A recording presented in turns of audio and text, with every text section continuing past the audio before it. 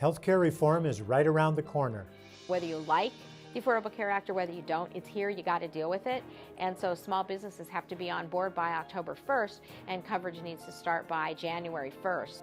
But will it be affordable, and will it be better than what we have now?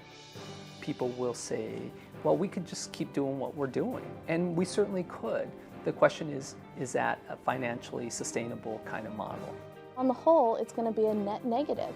I mean, you don't mess with a whole system, you don't harm a whole system to help the few, and that's what this has tried to do. Ready or not, here comes Obamacare. It's Arizona Week. Production of Arizona Week is made possible in parts by a grant from the Stonewall Foundation and by the members of Arizona Public Media. Thank you for your continued support.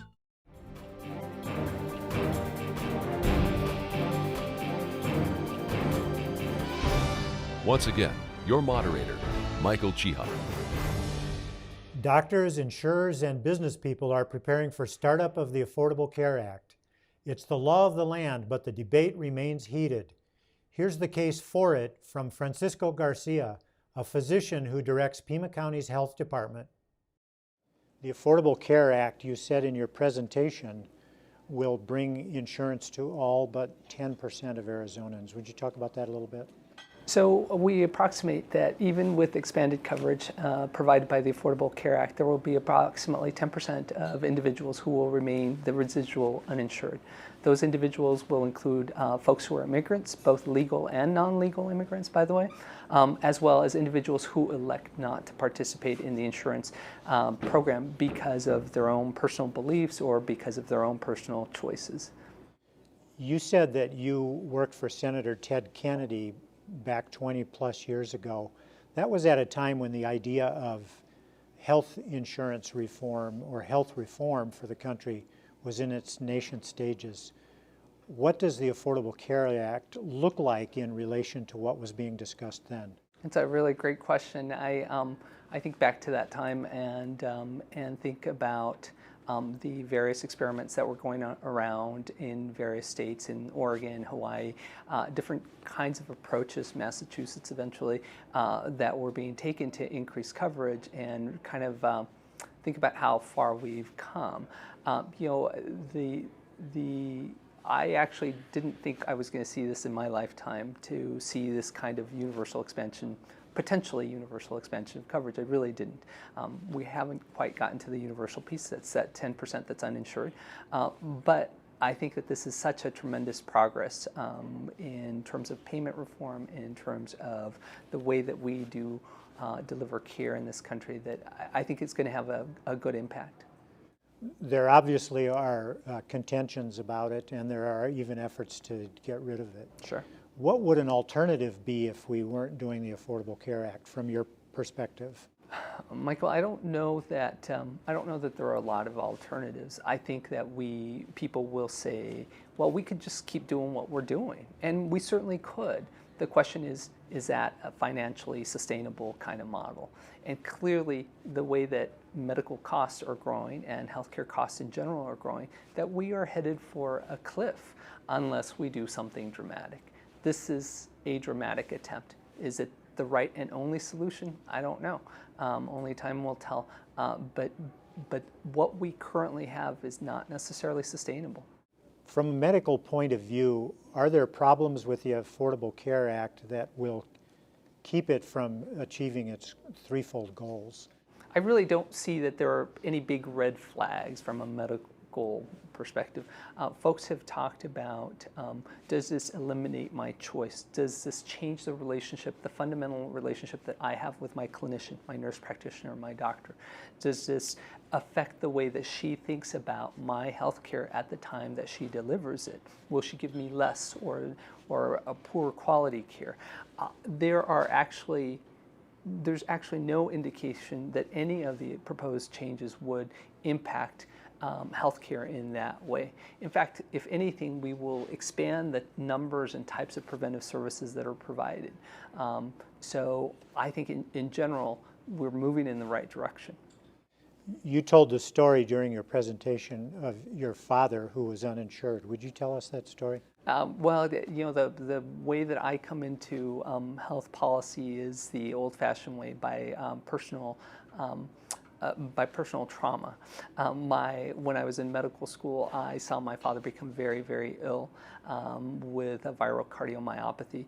A heart problem. A heart problem, a viral heart problem that eventually had him receive a heart transplant. But at the time that all this thing was happening, I was a young medical student. I was learning about all this stuff. I was seeing my dad get sicker and sicker, and I was seeing that he had no access to care, because even though he had been employed all his life, he didn't have an employment that provided health insurance for him. And for me, that kind of became kind of the crystallizing moment in my sort of thinking about what I needed to do. And so I left medical school for a year, and one of the things that I did during that time was to work on the Hill for Senate Labor and Human Resources as a health policy, very junior health policy staffer for the then chairman, Ted Kennedy. Driven by your dad's experience. Yeah, oh yeah, completely. I was a very young, I would always say that I was a very angry young man, and this was my way of responding to that anger. On the other side of the issue, Goldwater Institute policy analyst Christina Corieri says the numbers don't add up. As far as the Affordable Care Act is concerned, the Goldwater Institute's position, based on your research, is that it's not a good thing. Yeah, the Goldwater Institute has consistently been against the Affordable Care Act, or as we like to call it, the Unaffordable Care Act. And tell me what that means, Unaffordable Care Act. It means it's going to be unaffordable for people, unaffordable for businesses, and unaffordable for our economy.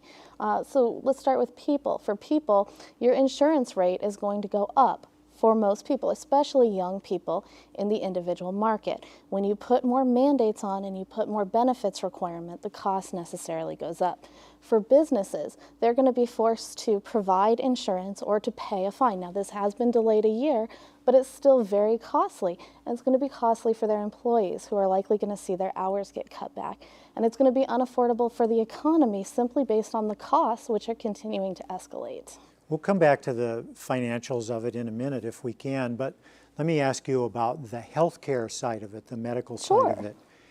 Anything good about it that you see?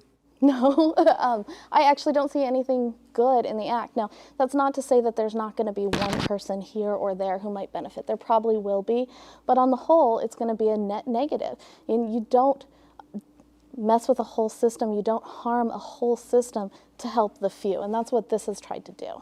And the whole system that you make reference to has escalating costs, 46 million Americans and more than 1 million Arizonans without health insurance. What's the alternative to the Affordable Care Act? Well, the alternative is the free market. The free market is the best way for anything to operate. And, you know, you'll have people on the left that will tell you that the problem with healthcare is that there's not enough government regulation, but that's just wrong. The problem in healthcare, as with most things, is not too little government, it's too much government. So if you take a look at the portion of the healthcare market where you don't have government interference, where you don't have this third-party payer system, you see a market operating as a market should. So, for instance, plastics or LASIK, these are medical procedures that aren't generally covered by a government program. They're not generally covered by your insurance. So what do you see? You see the quality go up and the price come down. That's how markets do operate. But when you get all this government interference, it doesn't work. And it can work in healthcare. Here's a great example. There's a wonderful hospital in Oklahoma called the Surgery Center of Oklahoma.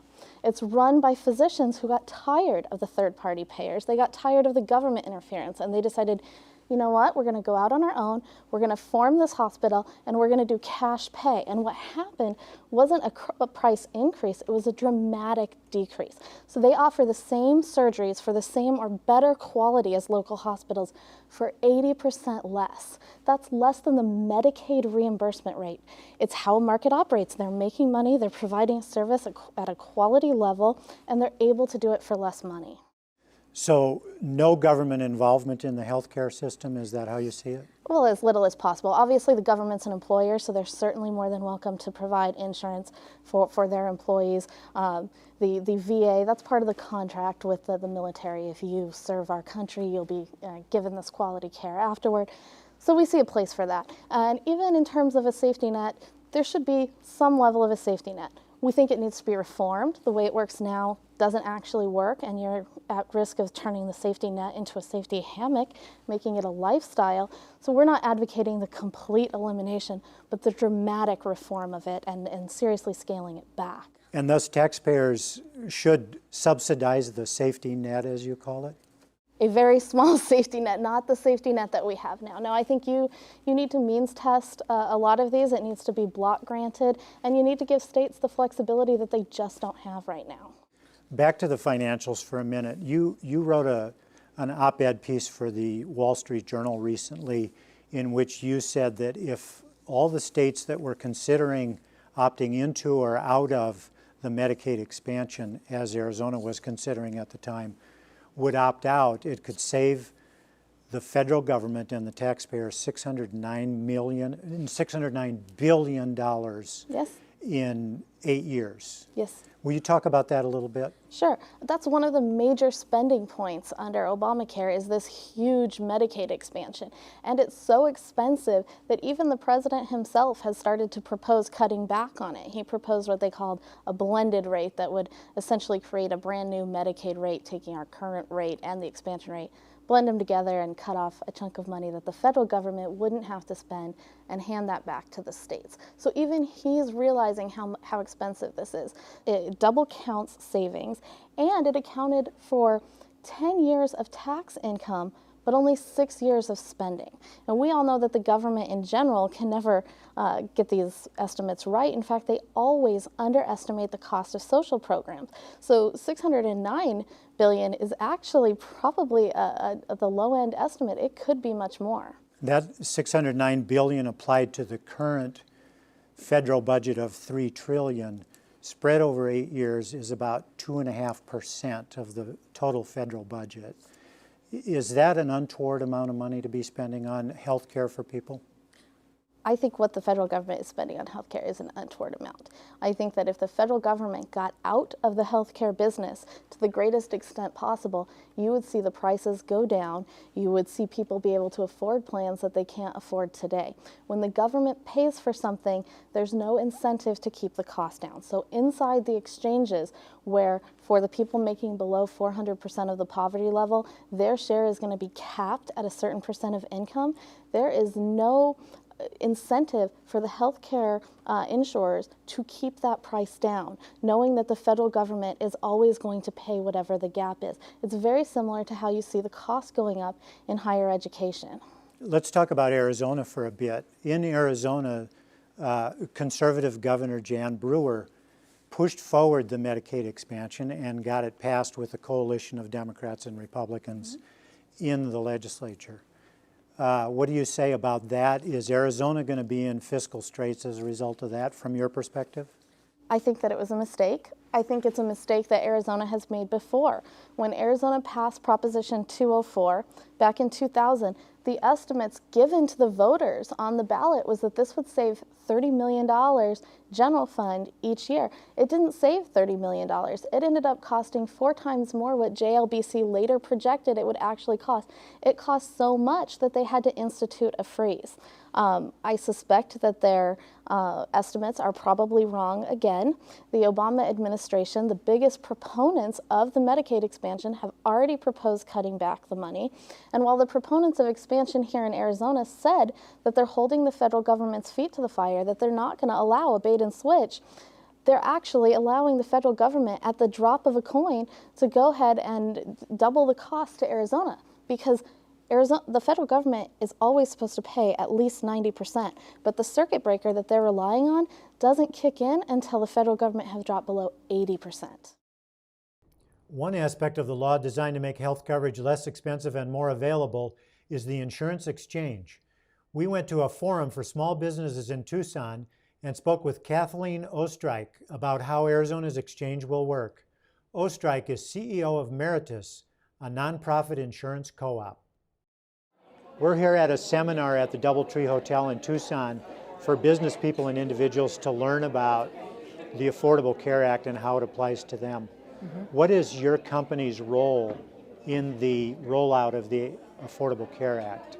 Well, we have two areas of opportunity to support the Affordable Care Act. One is through the provision to create the healthcare cooperatives, which is a new form of a licensed insurance company.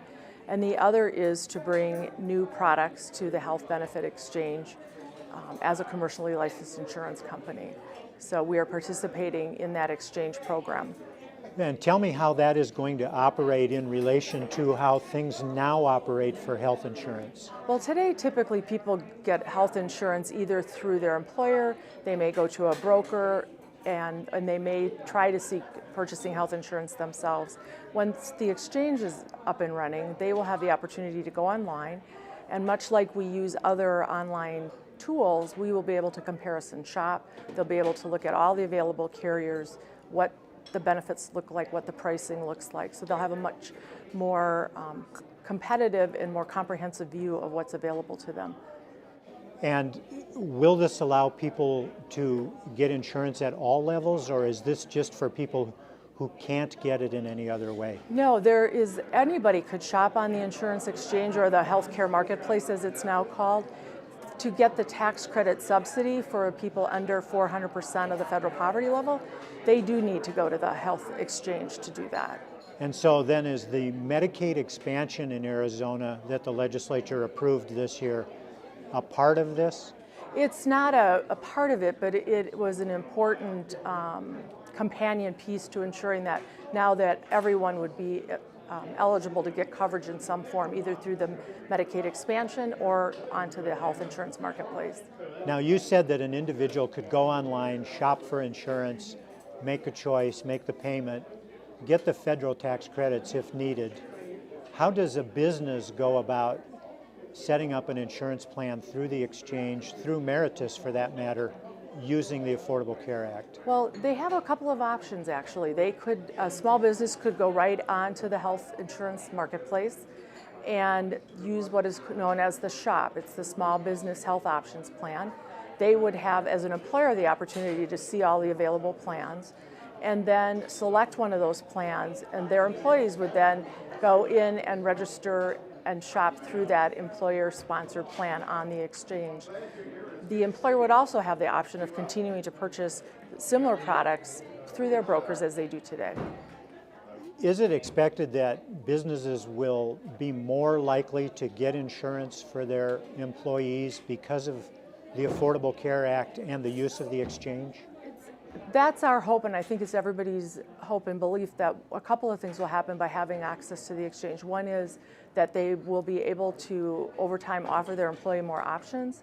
There should be more price competition, so there should be more affordable options, and business owners will have a bit more opportunity to provide a broader range of products for their employees. Here in Arizona, the state chose not to run the exchange as allowed for in the Affordable Care Act, so the federal government is running it. What's the difference between a state that runs its exchange and the federal government running the exchange, as is the case here?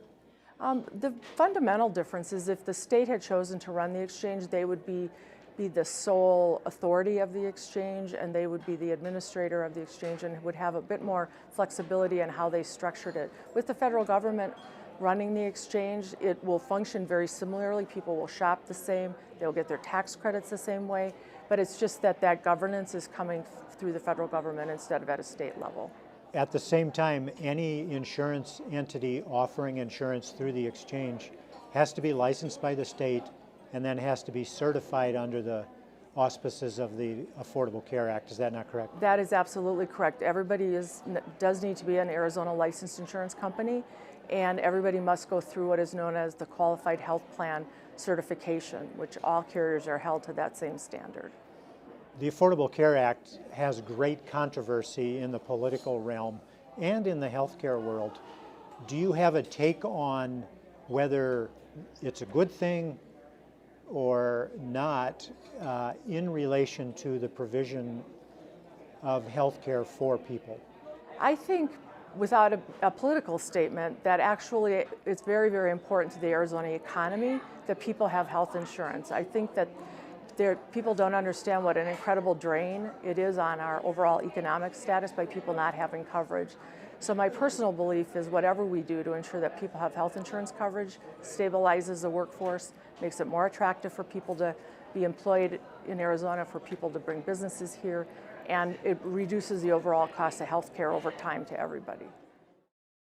At the Tucson Forum, one woman found what she needed for her business. Here's Dorothy Critt, owner of DK Advocates. You're looking for saving money but continuing to cover your employees for health insurance. First of all, tell us a little bit about your business. What does it do and how many employees? DK Advocates, our mission statement is we help people become employable and employed.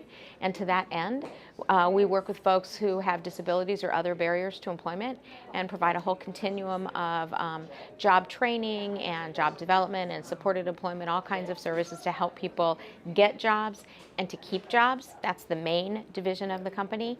And then another thing that we do is we have an in-house business that we call Archive Advantage, and that's where we do data transformation services, scanning documents into the computer and digitizing. How many employees do you have?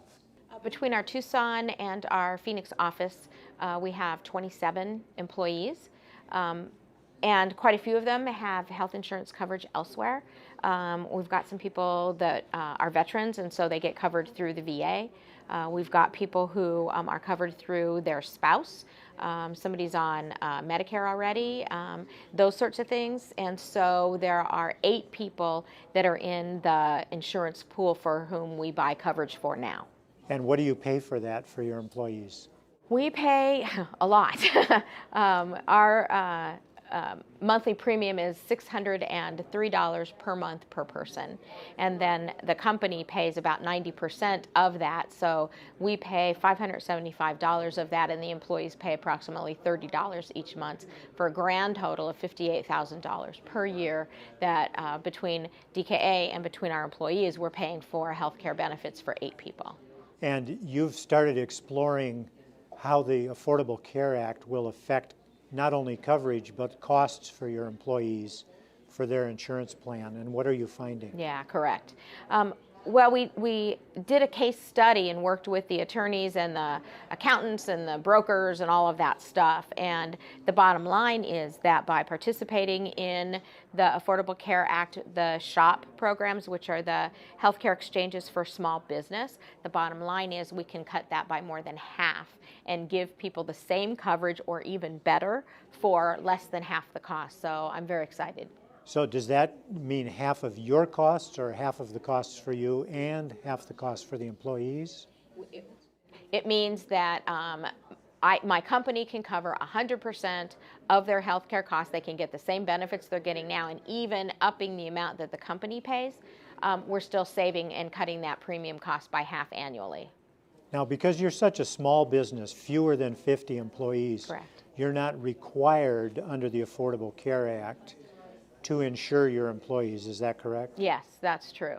But as a business, I need good employees. So the people that I have, I want them to stay. The people who are going to come join us, I want them to stay. And so you get into that values of, how do you take care of your employees so that they will take care of you? And health insurance is one way to do that. And so you're correct. Under the Affordable Care Act, we don't have to do anything, and that'd probably save me $58,000 a year. But at what cost? You have to look at the turnover issues, you have to look at the quality of working life issues, and you have to look at family stability. So if all those things go away, I think the cost to the company would be far more in terms of turnover, morale, and those sorts of issues.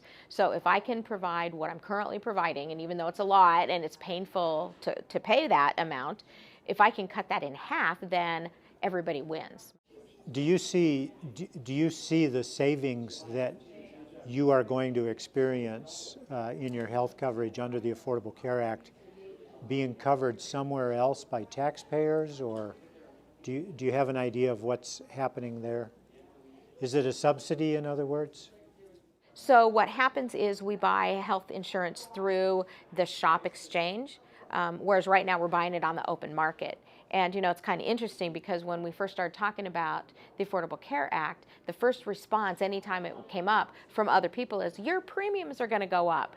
And okay, my premiums have gone up every year, year over year for the last 10 years, an range of 4% to 22% per year, with an average year over year of a 9.8% increase. So when people say your premiums are going to go up, they're going to go up without the Affordable Care Act or with the Affordable Care Act. So for me, that is a non-issue. So now what we find is that if we go onto the health exchange and go through the shop and have our employees get their health care coverage through the individual exchange, and then we set up I think they called it a 105 plan, so that we can reimburse them or pay for that coverage through this type of plan, then in essence we're paying 100% of their coverage. The price individually goes down from $603 a month to, I believe it was $149 each per month. So the savings are from the health plans, and then we can still pay the whole thing, and it still saves us half.